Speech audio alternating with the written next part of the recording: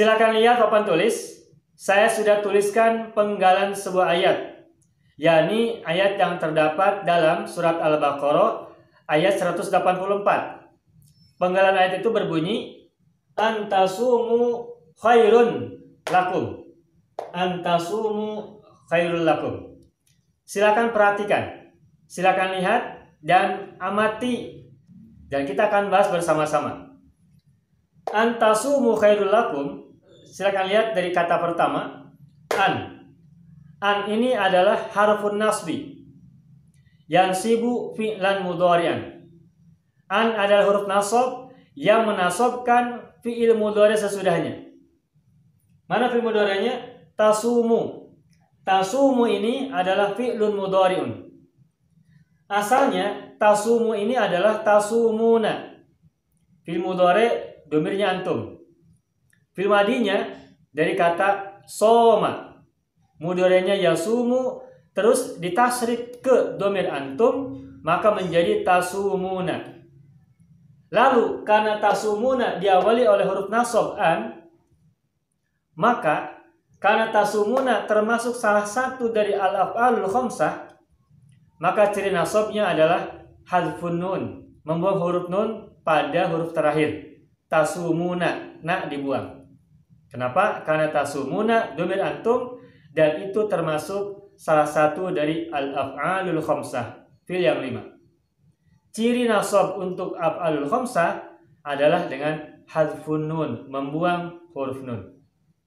Maka lihat, antasumu, tasumu semula adalah tasumuna, terus karena diawali oleh huruf nasab an, maka na-nya hilang, mahdzuf dibuang, karena tasumu adalah fi'lun mudhari'un mansubun bi an wa alamatu nasbihi hadfun nun li'annahu minal af'alil khamsah. Tasumu adalah fi'il mudhari' yang mansub oleh an, dan ciri nasabnya adalah hadfun nun, membuang nun.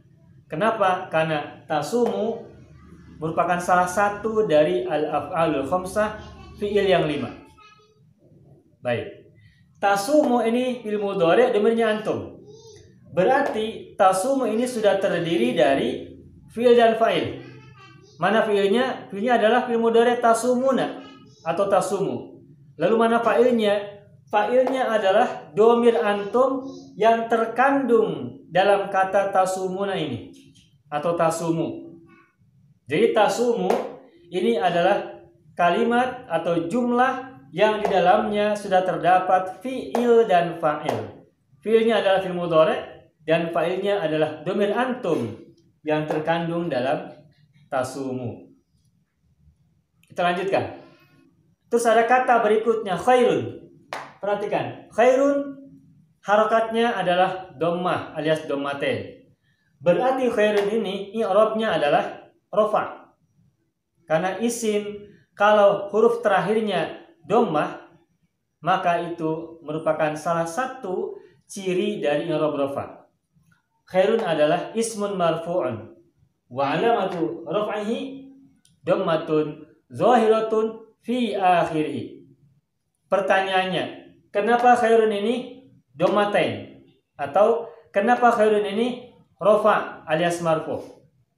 Bukankah khairun ini diawali oleh tasumu yang merupakan fi'il mudhari' dengan fa'ilnya?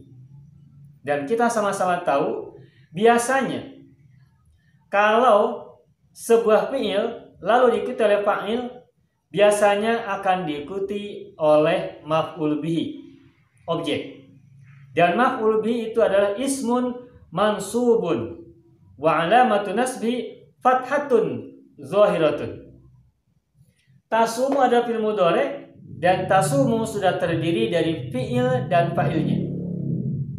Pertanyaannya, setelah fi'il dan fa'il, kita tahu biasanya sebuah fi'il itu akan diikuti oleh maf'ul bihi. Dan maf'ul bihi itu adalah isim yang mansub. Dan ciri nasabnya, kalau kata itu mufrad, maka ciri nasabnya adalah fathatun zahiratun fi akhirih. Pertanyaannya, kenapa khairun dibacanya khairun, tidak dibaca khairon? Padahal sebelumnya ada jumlatun fi'liyatun. ada kalimat fi'liyah yang terdiri dari fi'il dan fa'il. Dan biasanya setelah ada fi'il dan fa'il itu akan diikuti oleh maf'ul bihi. Dan maf'ul bihi itu adalah ismun mansubun, isim yang mansub. Dan kalau isim itu adalah mufrad, maka ciri nasabnya adalah fathah zahirah. Makanya ada pertanyaan, kenapa kok khairun dibacanya dhammah, tidak dibaca khairon sebagai maf'ul bihi? Dulu ketika saya baru belajar bahasa Arab, baru mengenal huruf nasab yang bertemu dengan fi'il mudhari, baru mengenal fi'il itu harus diikuti oleh fa'il dan berikutnya biasanya ada maf'ul bihi. Dulu saya bertanya, kenapa khairun ini tidak dibaca khairon dengan alasan sebagai maf'ul bihi dari tasumu? Nah, baik. Inilah pertanyaan yang ingin kita ulas.